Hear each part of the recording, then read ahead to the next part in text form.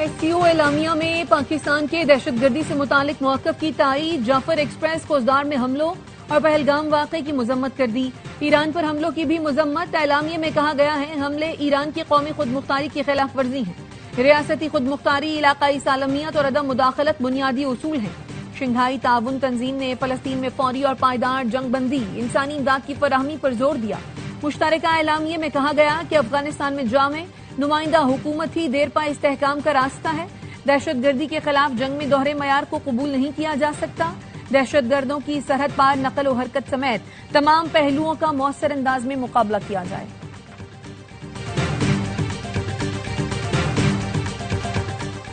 پاکستان میں ہونے والی دہشت گردی میں بیرونی ہاتھ ملوث ہیں۔ ریاستی دہشت گردی سمیت ہر قسم کی تخریب کاری کی مذمت کرتے ہیں۔ وزیراعظم شہباز شریف کا SCO اجلاس سے خطاب، کہا دہشت گردی کو سیاسی مفاد کے لیے استعمال کرنے والوں کا جھوٹا بیانیہ دنیا اب نہیں خریدے گی۔ پاکستان محاذرائی کی جگہ سفارتکاری کا خواہاں ہے۔ چینی صدر سے درخواست ہے وہ مذاکرات کی قیادت کریں۔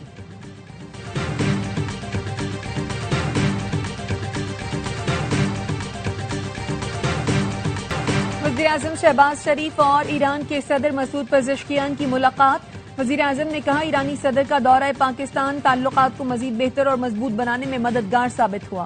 مسعود پزشکیان نے ایران کے لیے پاکستان کی مسلسل حمایت کو سراہا۔ پاکستان میں سیلاب سے قیمتی جانی و مالی نقصانات پر گہرے افسوس کا اظہار کیا۔ کہا مشکل گھڑی میں پاکستان کے ساتھ کھڑے ہیں۔ ملاقات میں نائب وزیر اعظم، فیلڈ مارشل اور وفاقی وزراء بھی موجود تھے۔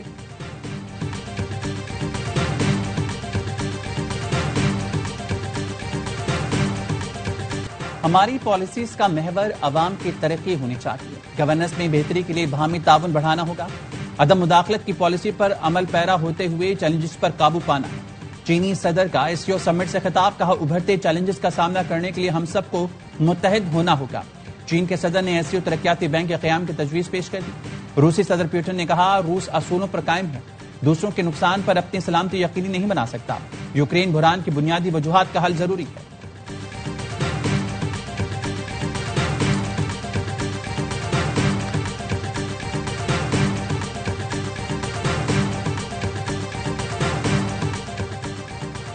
پاک فوج کے MI-17 ہیلی کاپٹر کو گلگت بلتستان کے گاؤں ہوڈور کے قریب حادثہ، پائلٹ سمیت 5 اہلکار شہید۔ شہداء میں پائلٹ میجر عاطف، کو pilot major Faisal, flight engineer نائب صوبیدار مقبول، حوالدار جہانگیر اور نائب کامل شامل ہیں۔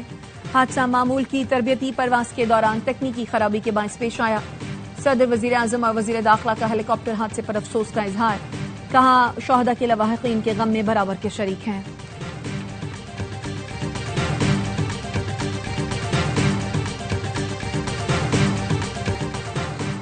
دریائے چناب میں ہیڈ تریمو کے مقام پر انتہائی اونچے درجے کا سیلاب، پانی کا بہاؤ 5.5 لاکھ کیوسک ہو گیا۔ ریلا آج ملتان میں داخل ہونے کا امکان۔ دریائے راوی میں ہیڈ سدنائی کے مقام پر پانی کی سطح میں مسلسل اضافہ، آج شام تک اونچے درجے کا سیلابی ریلا ہیڈ سدنائی سے گزرے گا۔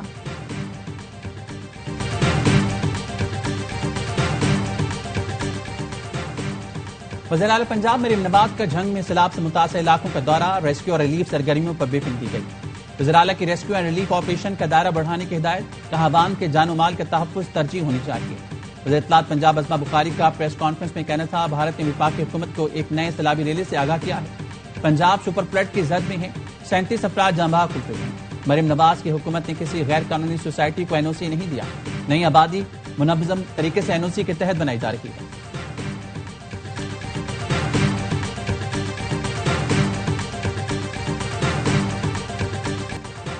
اور جامع کراچی کے راضی پر قبضے کے خلاف اسلامی جمعیت طلبہ کا احتجاج، مظاہرے کی قیادت جماعت اسلامی کے MPA محمد فاروق نے کی۔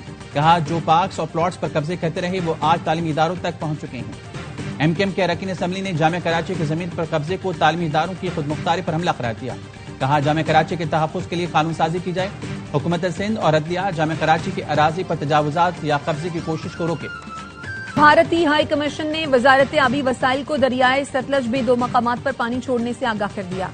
ہریک اور فیروز پور سے نیچے ہائی فلڈ سے متعلق آگاہ کیا گیا۔ PDM میں پنجاب نے دریائے ستلج، راوی اور چناب میں اونچے درجے کے سیلاب کا الرٹ جاری کر دیا۔ 72 گھنٹوں میں لاہور، گجرانوالہ اور گجرات میں اربن فلڈنگ کا خدشہ۔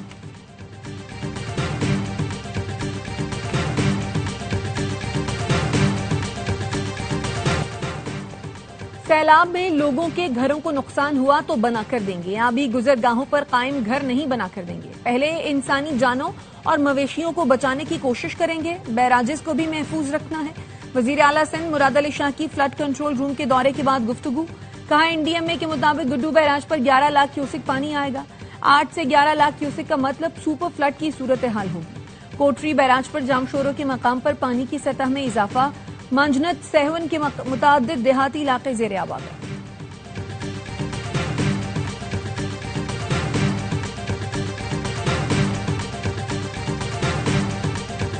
پنجاب میں بدترین سیلابی صورتحال، ہزاروں بستیاں ڈوب گئیں، دریائے چناب کے ریلے نے جھنگ کے نواحی علاقوں میں تباہی مچا دی، دریا کے قریبی دیہات میں پانی داخل، جلال پور بھٹیا میں سیلابی ریلے سے دیگر نقصانات کے ساتھ ساتھ فصلیں بھی تباہ ہو گئیں، مویشیوں کے لیے چارہ بھی نہ بچ سکا، صفدر آباد کے گاؤں میاں علی ڈوگرا میں سیلاب سب کچھ بہا لے گیا، درجنوں گھر ڈوب گئے، بہاول نگر میں ستلج کے تندو تیز آبی ریلے نے مومی کا بند توڑ دیا، کئی دیہات پانی کی لپیٹ میں آ گئے، زمینی رابطہ منقطع ہو گیا، عارف آلہ اور وزیر آباد کی بستیاں بھی سیلاب کی نظر، پنجاب حکومت کا فلڈ ریلیف آپریشن میں جاں بحق اسسٹنٹ کمشنر پتو کی فرقان احمد خان کو اعلیٰ سول ایوارڈ دینے کا فیصلہ، ورثاء کو 1 کروڑ روپے گرانٹ بھی دی جائے گی۔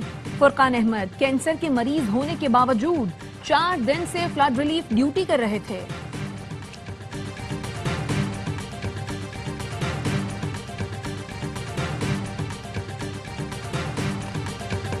پاک فوج کا سیلاب زدہ علاقوں میں rescue and relief operation, Okara, Sahiwal, Jhang, Chiniot اور دیگر علاقوں میں امدادی کارروائیاں جاری، جوانوں نے سیلاب میں پھنسے افراد کو کشتیوں کے ذریعے محفوظ مقامات پر منتقل کیا، متاثرین میں بزرگ، شہری، بچے اور خواتین شامل ہیں، مکینوں کی گندم سمیت ضروری سامان بھی محفوظ مقام پر منتقل کیا گیا، متاثرہ علاقوں میں پاک فوج اور سول انتظامیہ کے ریلیف کیمپ، ضروری طبی امداد کی فراہمی، سیلاب متاثرین نے پاک فوج اور انتظامیہ کی بروقت امدادی کارروائیوں کو سراہا، سیلاب جیسی قدرتی آفات میں پاک فوج عوام کے شانہ بشانہ ہے۔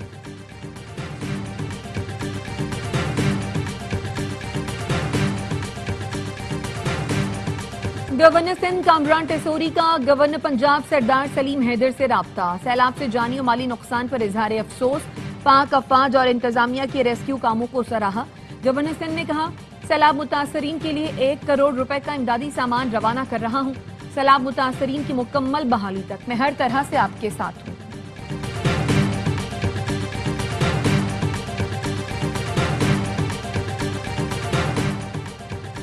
پاکستان کی حالیہ معاشی کارکردگی مثبت رہی ہے، حکومت اصلاحاتی عمل جاری رکھنے کے لیے پرعزم ہے، وزیر خزانہ محمد اورنگزیب کی بیجنگ میں ہنگاٹا سیکیورٹیز کے چیئرمین جنگ فینگ سے ملاقات میں گفتگو، وزیر خزانہ نے کہا عالمی کریڈٹ ریٹنگ ایجنسیز کا پاکستان کی معیشت پر اعتماد میں اضافہ ہوا ہے، موڈیز نے پاکستان کی ریٹنگ CAA2 سے بڑھا کر CAA1 کر دی ہے، پاکستان اور چین کے مالیاتی شعبے میں تعاون بڑھانے پر اتفاق ہے، عالمی اور چینی سرمایہ کاروں کے ساتھ تعلقات مزید فروغ پائیں گے۔